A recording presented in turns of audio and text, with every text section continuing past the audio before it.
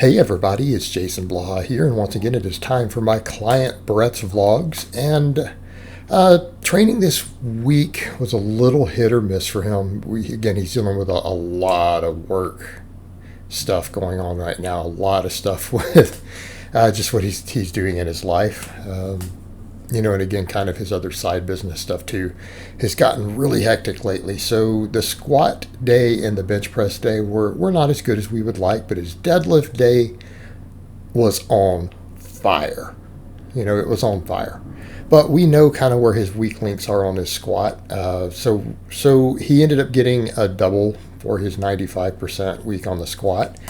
And we know that he just needs more posterior chain. In general, he needs glutes. He needs adductors. So we're pushing good mornings really, really hard.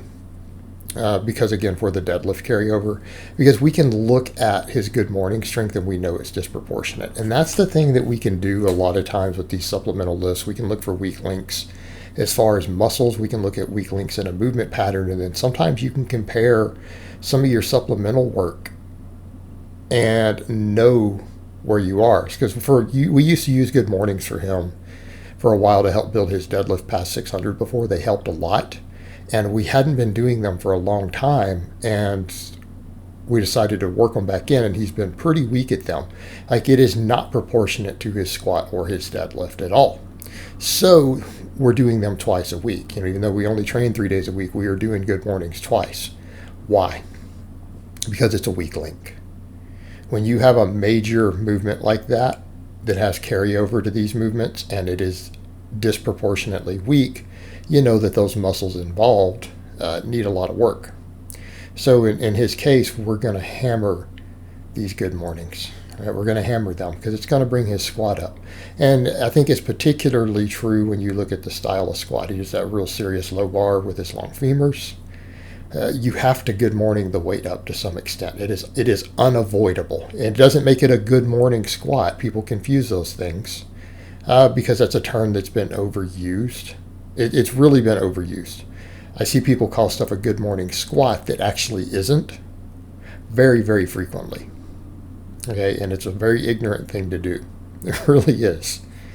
But you do have to hinge the weight up. You will have to with his structure. All right, it's just unavoidable. So if you're going to have to hinge the weight up, you better get really strong at hinging with a weight on your back. So his main supplemental work then that we do good mornings, we do belt squats, we do glute ham raises. The good mornings get worked in on both days. All right, we don't just do them on the squat day, we do them on the squat and the deadlift day. Whereas in some of this other stuff, we can limit to his squat days, and he'll be fine because it's lower body. Because on deadlift day, we do want to get some of his upper back work and stuff in, his pulling, because again, we have a separate press day, and it works for him, right? The squat, bench, deadlift 3 day a week works for him in his lifestyle. And I don't necessarily put everyone on that, because I'm about to go back to conjugate personally. But I use these different methods and have used them in phases because I never want to put clients into programming styles or frequencies and things that I haven't messed with, right? I don't want to do that. But if you guys notice, his hamstrings are getting strong enough that he's adding bands now. We're adding bands. And that's going to help. Think about the carryover to our deadlift there. Those banded glute ham raises. We think about that stretch reflex in that we're going to pull out of the hamstring with that. Okay. Going to really help pop that weight when you get to about mid-shin on the deadlift. Going to really help speed that up. So, we'll get a lot out of that. Get a lot out of it. The benching was the worst this week. We ended up only getting a single with his top set. He's just like, that's all I can do today. I can do one. He didn't even pause it. On the other hand, his dips are going up. He's like, I'm getting stronger at dips, coach. So his dips are improving pretty well, which again will eventually carry over to that closed grip bench. It'll carry over.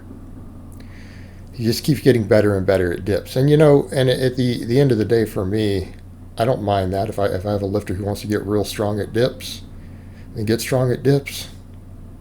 Get strong at dips. They're a great exercise. I like them. And he does, dips, tricep work. We didn't get any of his back work on camera this week. Again, busy. We got just enough to get a good vlog up of the training in general. But we got, the main exercise. We got the plus sets. We got a lot of the supplemental work.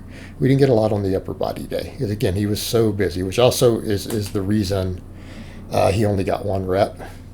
There was time issues involved. And it also was some recovery that day. But then he managed to get in a lot more food, get rested for the deadlift day. All right, check this out. He comes in and he pulls, what is it, 560 for 4 reps. 560 for 4 reps. Now, the files got a little out of order. I believe that was one of his back off sets just now. Right, that was one of his back off sets. Might have been, I don't know, it might have been his peak set. I don't know. Who cares? I lose track at this point. It just looked like a lot of reps to me, and you're supposed to start with 5. But I think these are still the ramp ups. These are still the ramp ups.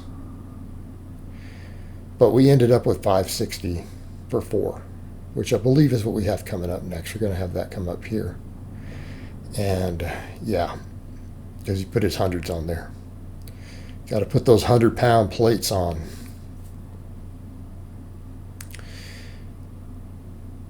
And here we go. All right, here we go.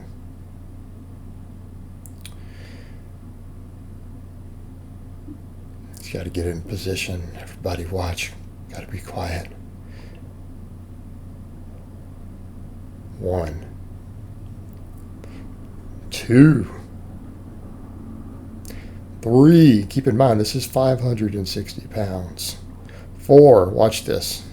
Left a rep in the tank. He didn't even grind it. Left a rep, casually walks over. It's all good. Turn this camera off. Then he's going to do his back off 10s. So the deadlifts are on fire. But, I mean, keeping in mind, he is very gifted at the deadlift. Like, Brett is built. He is built to pull. All right, he is built to pull. Oh, there's Pupper, the star of the show right there. So we finished off with, I guess this is his rows. That's right. We're doing some rows. So I guess the other was one of his back off sets.